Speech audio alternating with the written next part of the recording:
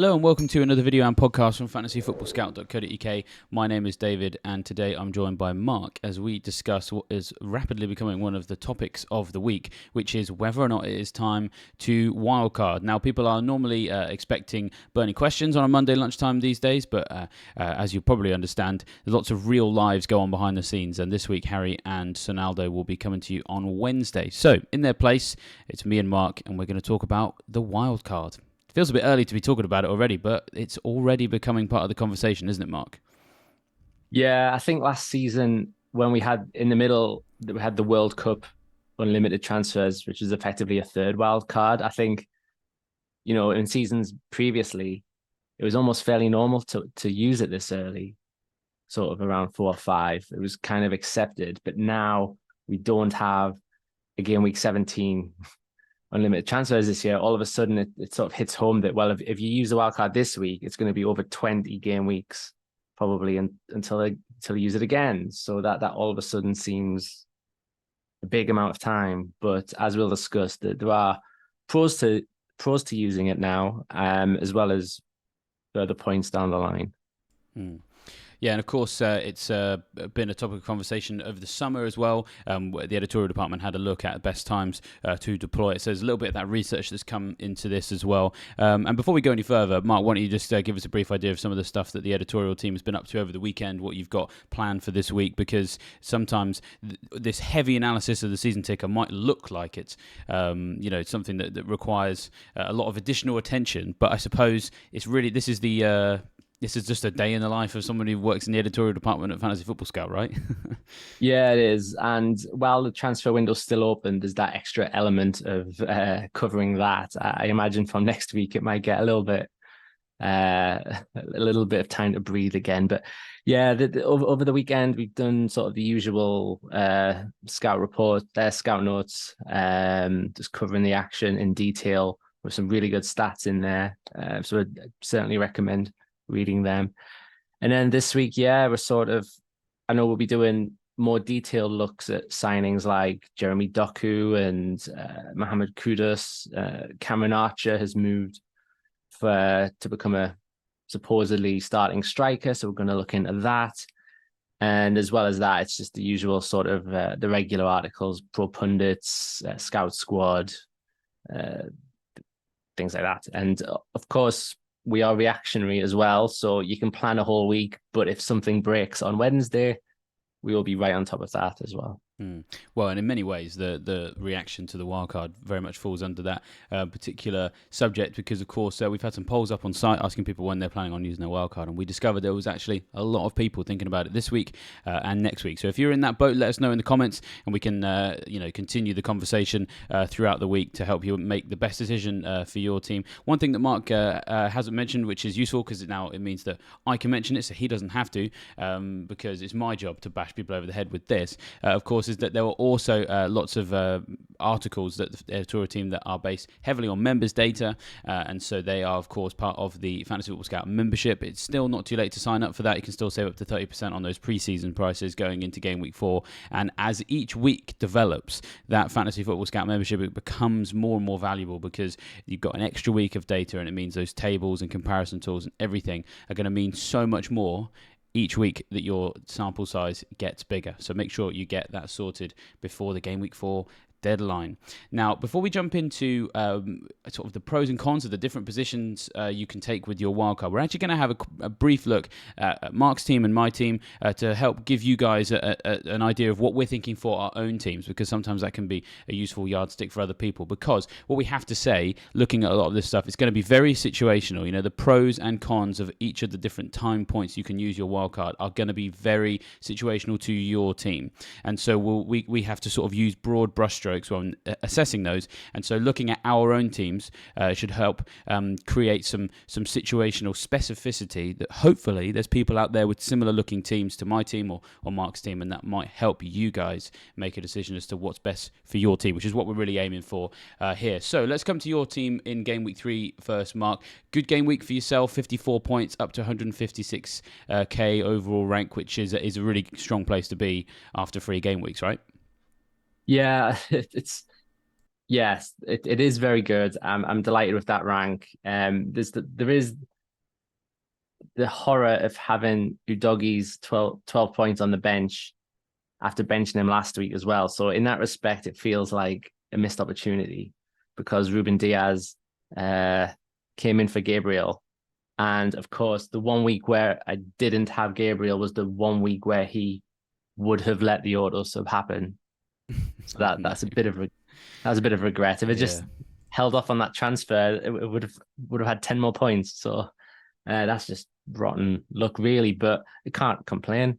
I really can't throw words around like bad luck because it's been a good start. The rank is solid, and I'm pretty pleased with the team, really. Maybe not picking the 11 from that team.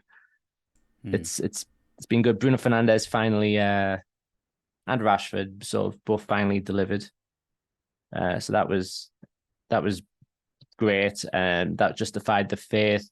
The Jackson for Watkins transfer sort of did it, and immediately got very nervous about it. Especially as the Chelsea game progressed and Sterling was getting the goals. It was like, oh no, this was a huge mistake. But it turned out okay. Jackson's up.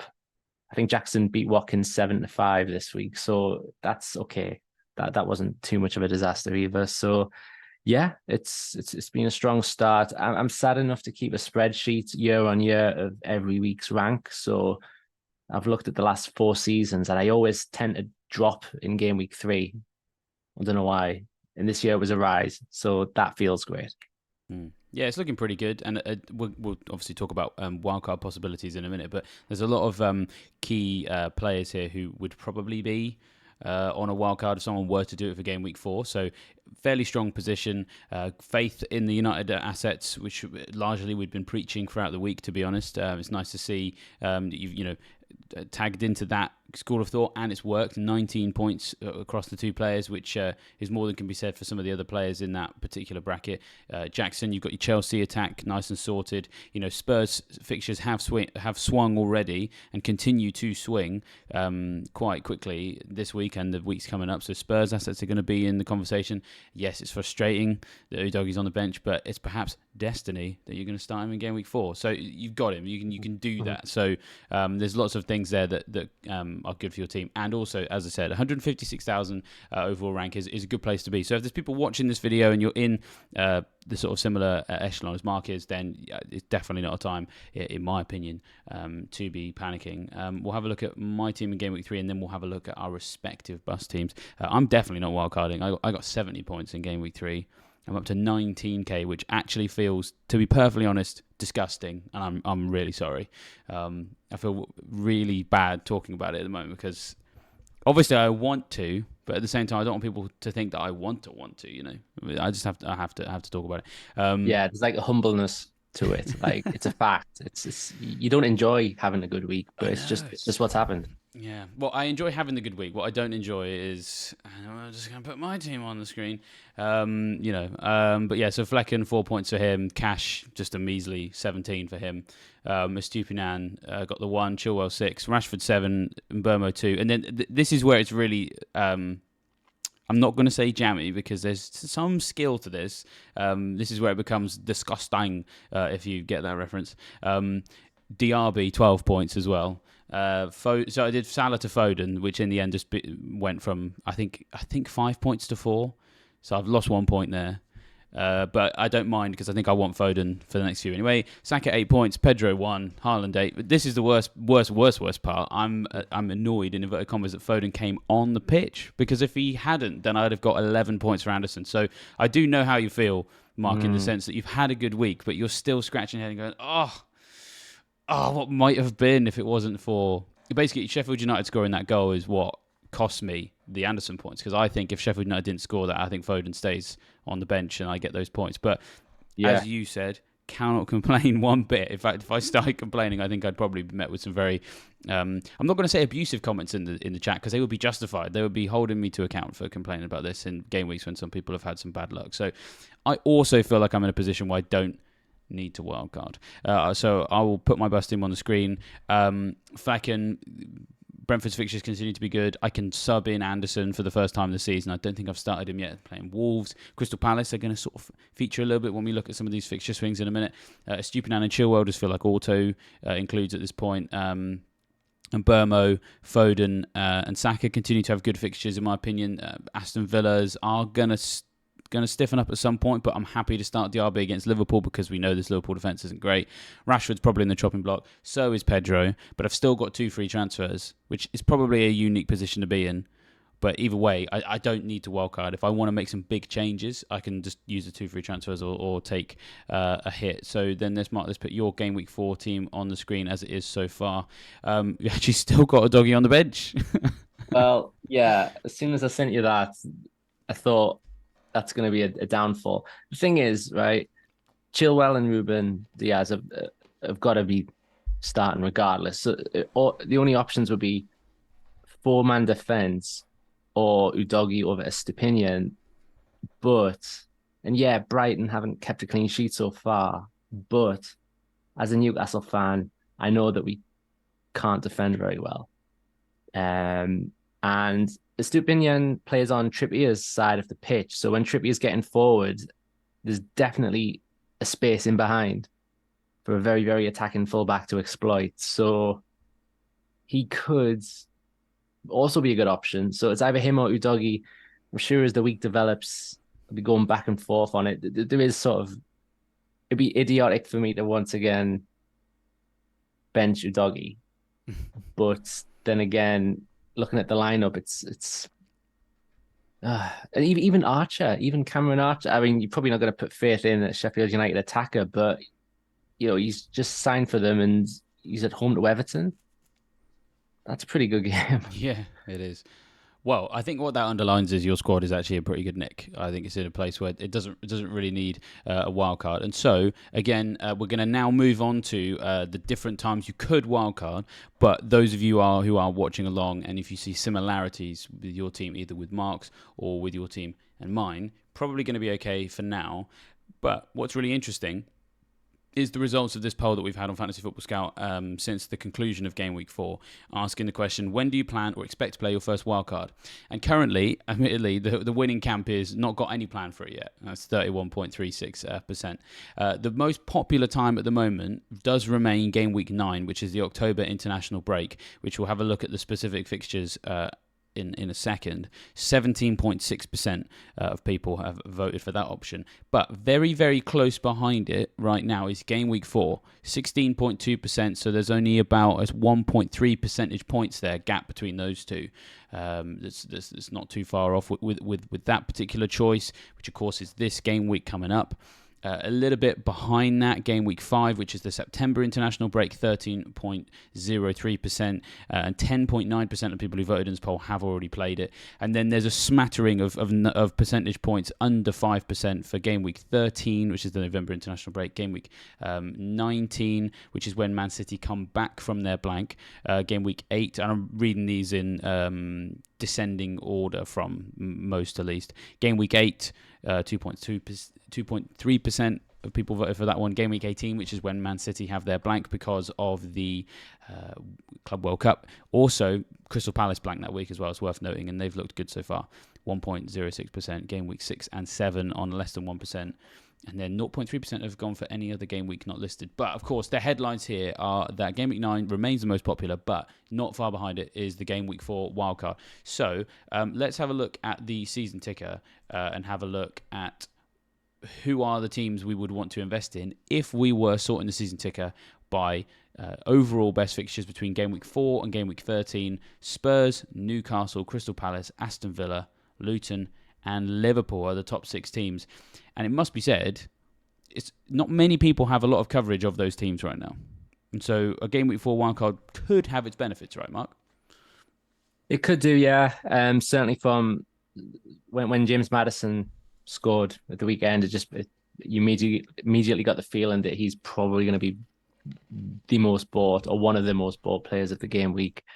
And those who have not yet got Udogie are going to jump straight on him as well. So even though the Richarlison situation That's another thing about this week, though. It is the final week of the transfer window. So if we knew for sure that Richarlison was still going to be Spurs' main striker, um, there could be some people who have faith in him and sort of look forward and not look back at what he's done so far. But Maddison seems like a safe choice. Newcastle. Well, I'm still probably a bit biased because I'm still a bit hurt from Sunday, but I think defensively, especially if Botman's injured, which is not known yet, the clean sheets don't really arrive anymore. If you go for Isaac up front, he's going to get subbed for Callum Wilson about 70 minutes into each match. So even there, you think Newcastle have the fixtures, but are they essential? Who knows? That Kieran Trippier might still be popular from last year. And then Palace, Eze has good underlying stats. It just hasn't happened on the pitch so far. So it depends if people have already ditched him for someone like Mbeumo, or whether they look at Palace against Wolves and Fulham and Nottingham Forest and think, well, he's going to come good. Yeah, I think the main issue that we've got is that those teams that are towards the top end of the season ticket of this period, we don't necessarily know 100% if we can trust them yet. So, for example, I'll just briefly touch on Luton. I've only seen them play twice, and I haven't seen anything that would make me want to start any of their players in any game week, let alone own them, for example. So, not that interested in the fixture swing there. Liverpool are sixth highest, but they've still got Villa at home next, which is not exactly a nice fixture. And then, of course, they've got Wolves away, which again is a good fixture. West Ham at home, Spurs away, Brighton away. I mean, they're really tough games. It's really game week 9 when Liverpool look really, really investable in, because then you get Everton at home, Forest at home, Luton away. And obviously we are going to talk about it in a minute. Game week 9 does look like a decent time to play that wildcard. A couple of other bits and bobs. With Newcastle, I don't want to invest in Newcastle now. I want to invest in Newcastle for game week 6, because Brighton away, Brentford at home, they are tough fixtures. Now, you are a team that is capable of winning those games, Mark. We know, we can see that. I mean, and you really should, in inverted commas, probably have beaten Liverpool as well. So you're a team that can do that. But as you say, how to invest in Newcastle, still very much up in the air. Was just having a look at some numbers. The only one Newcastle player has an expected goal involvement higher than 1.01 so far. Regular starter, I should say. That is Anthony Gordon with 1.38. Harvey Barnes does have an expected goal involvement of 1.21. But to be perfectly honest, Barnes and Gordon are in the same boat as Wilson and Isak, right? Like, one of them's going to start. He is not going to finish the game because the other one will come on and finish it for him. And that is just, a little bit concerning. So it just means that there's about 20-25 players that have a higher expected goal involvement than the highest expected goal involvement. Newcastle attacker. Now, you have played City and then you played Liverpool, so maybe that's to be expected. But I just need to see the attacking numbers for Newcastle settle before I invest. And game week 4 is not the time to do it. But you're going to need it for game week 6.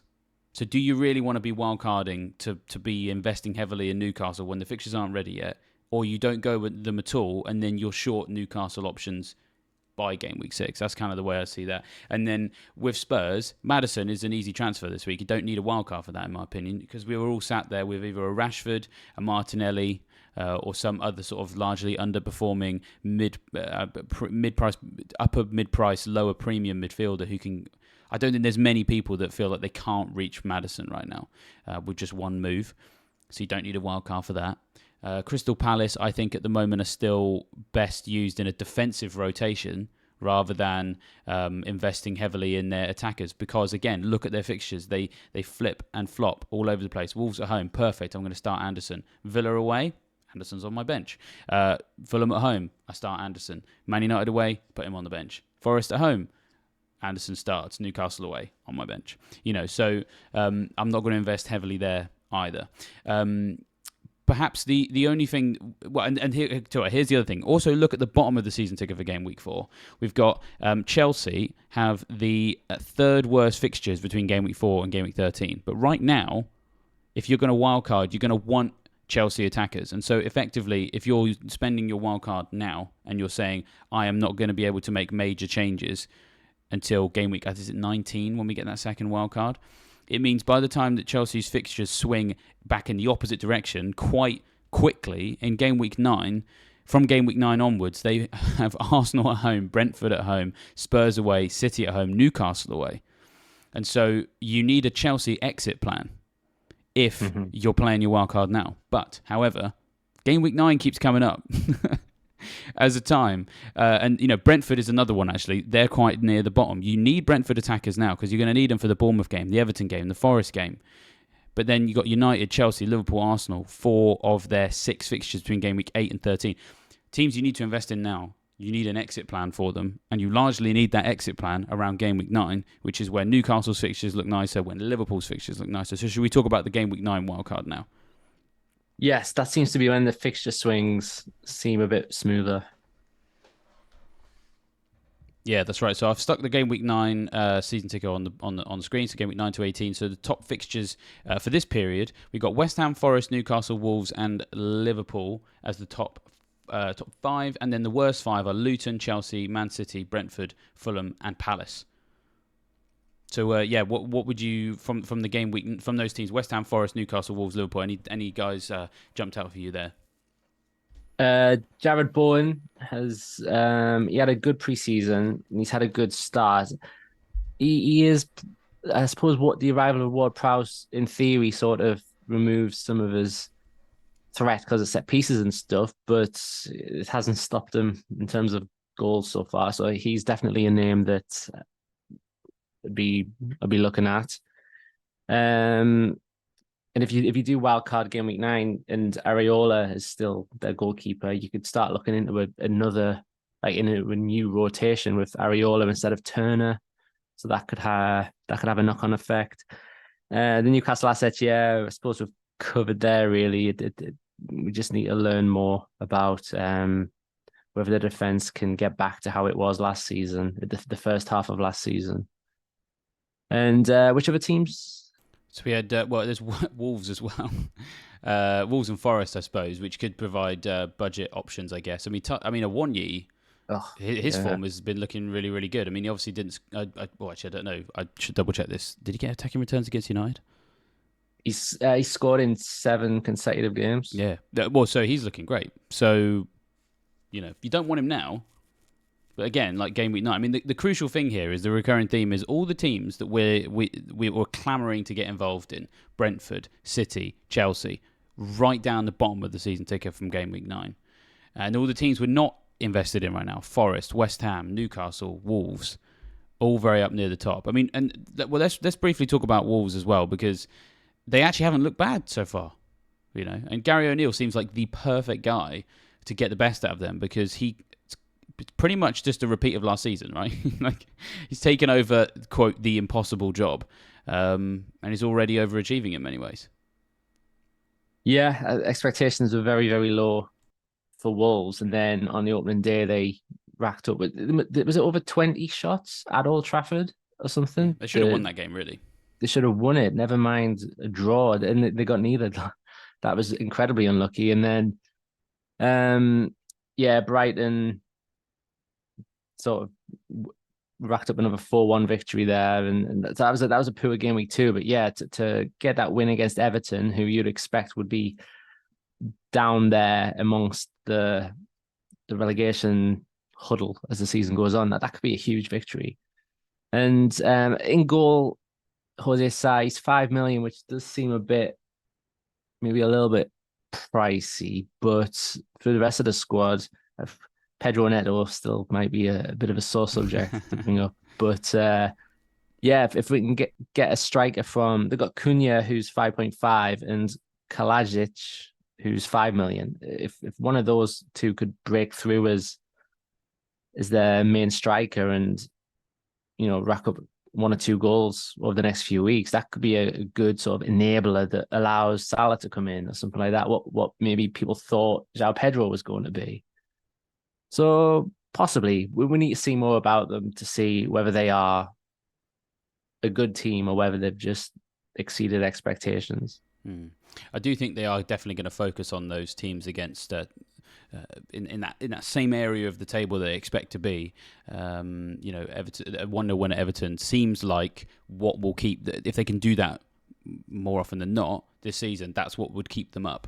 And so if we can get some evidence that we can trust them in those kind of games, this run here from game week 9 looks fantastic. Away at Bournemouth, who we would expect to be in that bracket of the league. No disrespect to them, but they're kind of in a transitional period. So that looks like a game where they can get something. Sheffield United away game week 11, Fulham away game week 13, Burnley at home game week 15, Forest at home game week 16. So that's 5 games in I think an 8-game run between game week 9 and 16. Where if Wolves have done enough between game weeks 1 and 8, I wouldn't mind just rotating in a Wolves defender for those games and then benching them for the Newcastle, Spurs and Arsenal games, for example. So I think that the best wildcards are done in such a way that you will get utilization out of basically every player. For example, if you've got a week where, I'll use my team as it is right now as an example. Like, Cash has done fantastic for me this week, but do I want to start him away at Liverpool in game week 4? Not really, but it's fine because I made sure that my defensive rotation was planned for a 6, 7, 8 game week period with my game week 1 team, which of course basically is a wildcard, so that I can bring in Anderson for this game week, who is at home against Wolves, who we've obviously just been talking up, but I do think that Palace can keep a clean sheet there because it's a different type of game for Wolves, a different kind of game for Palace. And so those cheap defenders, they can sometimes be the bedrock of your wildcard team so that you get that extra 6-7 points over other people simply because you can just rotate a guy in for a nice fixture. So, and Forest could be the same. I mean, Luton at home, game week 9. They've got Everton at home, game week 14. Fulham and Wolves away, game week 15, 16. Bournemouth at home, game week 18, for example. Forest defence doesn't look too bad so far, but it's unfashionable. And that's the main thing with game week 9 wildcard, really, is there's a lot of unfashionable assets. By this time, could be the go-to guys. And if you've already used your wildcard, you're not going to be able to invest in as many people from that quite large pool of players as you could if you wildcard. So, that seems like one of the best times to use it for me. But let's have a quick look at the game week 13 version. And this would take you, if we use the same length of period, this would take you from game week 13 to 22. Teams that are at the top of the tree for this one: Brighton, which is interesting, West Ham, Arsenal, Bournemouth, Wolves and Fulham are the top 6, and the bottom 6 are Villa, City, Luton, Spurs, Crystal Palace, Brentford, and Newcastle are sort of just tapping into the bottom 6 without quite being in it. They're the 7th worst. So yeah, I mean, again, recurring theme here, right? We got players who are unfashionable near the top end of this, or with Brighton, we're all kind of getting rid of them because they've dropped off the season ticket. They are actually going to come back. So a game week 13 wildcard could give you the opportunity to do that. Yeah, but by the time Brighton's fixtures get good again, they'll be fully into Europe, the European rotation, and that alone might be enough to keep people away from certainly attackers, sort of thing. Like, their fixtures might be good, but we have no idea what the Zerbi is going to do to that.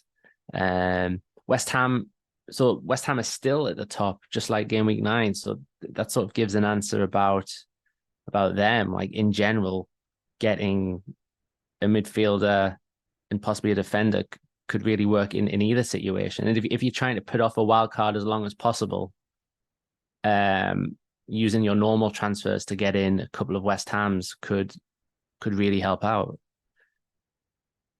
Yeah, definitely. And Arsenal up there as well. I mean, there's a few people mildly losing faith in some of their Arsenal assets, but in game week 13 is actually not when their fixtures get as nice as they could be. It's actually the Wolves game week 14, Luton away game week 15, and then you've got Fulham, Palace and Forest 20, 21 and 22, for example. So could be a time for them to come back into conversation. And then also Bournemouth rising up. Sheffield United away, Palace away, Villa at home, Luton at home, Forest away, Fulham at home. They got a United game away in game week 16, but largely that little run looks nice too. Does, yeah. They've got a bunch of 5 million midfielders. So if any of those, or up front, Semenyo, 4.5 striker, keeps starting at the moment. So if he's still starting by that point, he could definitely start some of those fixtures. And again, that would be a huge help to the squad, because even if you use the wild card now, a lot of questions have already been answered. Like, we already know who the £4 million goalkeepers are, stuff like that, the 4 million defenders. But certainly by later on, you can really have the best cheap options in every position. And if it's someone like Semenyo, who has Sheffield United, Luton, all that coming up, they won't just be there to sit on the bench. They'll be there to to come in and rotate, and yeah, that'd be a great depth to have by that point.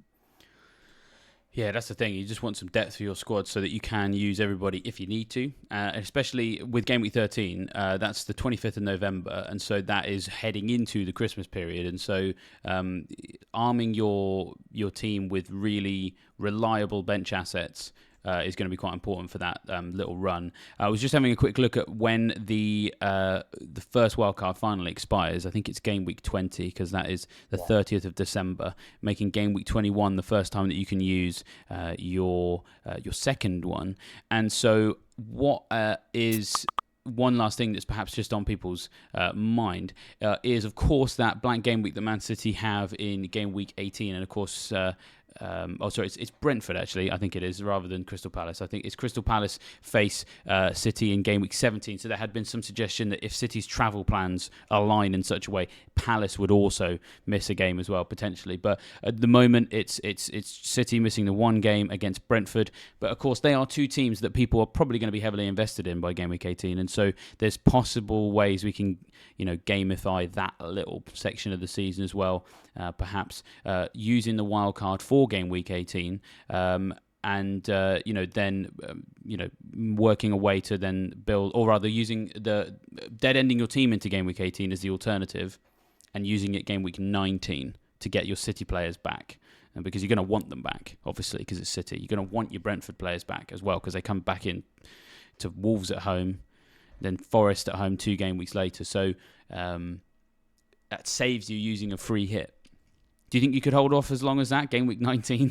It feels like a long way off, but there's definite advantages to that strategy. I did look into it the other night out of sort of sadness that in my own personal time, I already started sort of thinking a Game Week 9 wildcard could 3 or 4 free transfers get you to roughly what you would want for that wildcard, and therefore you can keep it for later on. And it is possible, but I don't actually see myself personally keeping it that long, because something will happen. Or also, like, it's not a game of whoever keeps it longest is best, because there is a sweet spot and there is such a thing as waiting too long. So if everyone else is wildcarding in a certain week and you're thinking, no, I'm gonna do better by saving it, well, you might have missed out on a few points in the meantime to wildcard a team that was pretty similar anyway. I don't know. There's definitely no shame in using it earlier, and there's no shame in using it this week either, in all honesty.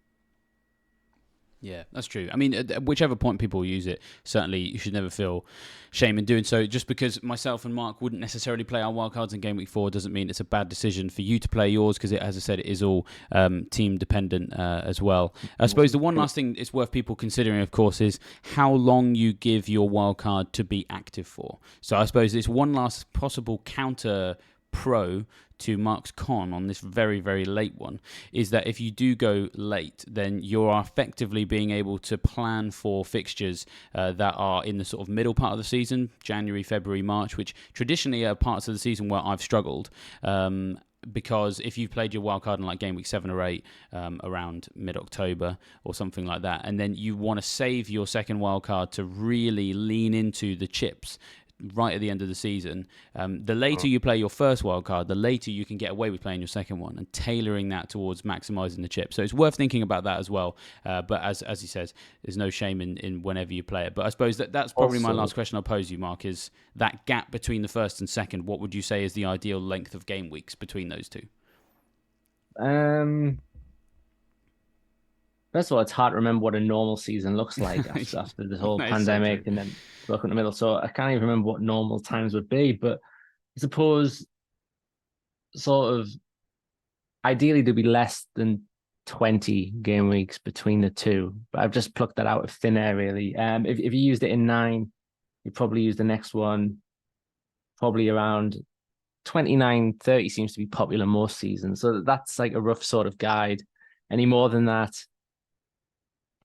I don't know, you just got to make sure you have a good squad and good luck, really. Because another thing to think about is, whilst the blank game week 18 Man City, Brentford, that can be navigated if you see which cheap players have a good game week 18. So like Bournemouth have Nottingham Forest on that week. So you could cover for Haaland or Mbeumo with Semenyo, or Matt Turner in goal has Bournemouth that week. So if you have Edison and Turner, that covers quite well.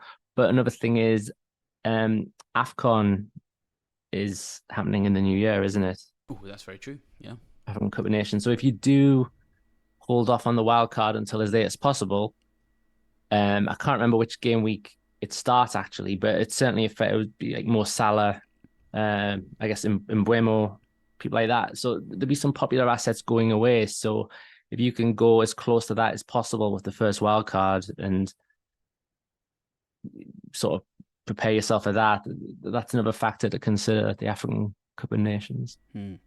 Absolutely. I mean, it is fascinating, the wildcard dilemma. There's lots of different places you can do it, lots of different places not to do it, or what have you, depending on what is right for your team. So that's probably the one thing we'll just leave you with is we can give you the pros and cons of each of these different positions. You probably worked out what our opinions are of, and we'll do it for our teams, but make sure it works for your team as well. If you want a bit of additional help, then just stick some comments in the comments, and we might be able to help you whether or not we feel like your team needs a wildcard now, if it needs one later. So don't be afraid of doing that. As I said at the beginning of the stream, don't forget, of course, to get your membership sorted as well, because a lot of the decisions you might need to make for your team, you might be able to answer using some tools, some tables, or some maps in the members area. And of course, we've seen a lot of the season ticker today. If you want the ability to manipulate that yourself and ask it different questions about game week 8, 7, 6, whenever, whichever game week you want, you can have the access to that as well with that membership. And of course, you can sort it by all number of different factors. You can sort it by overall difficulty. That's what we did today.